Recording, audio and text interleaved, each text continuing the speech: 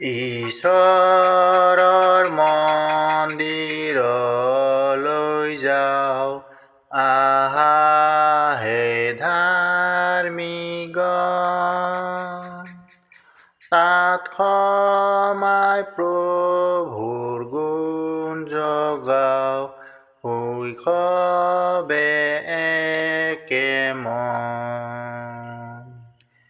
এই কথা শুনাত মোৰ মন হয় নিশ্চয়ে পুলকি।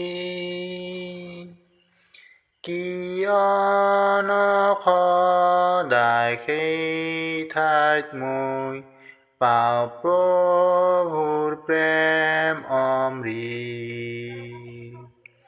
তাত সোমাই ধৰ্মীসকল আনন্দে একেচিত, প্ৰাৰ্থনা স্তুতিৰ ফল উৎসৰ্গে পৰম গীত।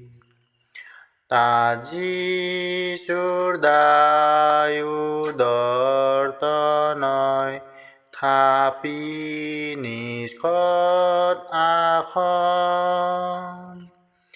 তেওঁ সদায় সুবিচাৰ কৰে আপোনাৰ সাধুগণ। এই হেতু তালৈ ধাৰ্মিক লোক আনন্দে গৈ গোট খায়। পাহৰি মনৰ সৰ্বশোক ঈশ্বৰৰ স্তুতি গায়।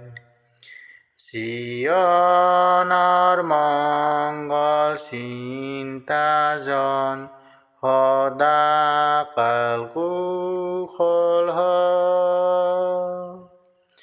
ঈশ্বৰৰ পৰাও ঘনে ঘন আশীৰ্বাদ দয়া পাওঁ।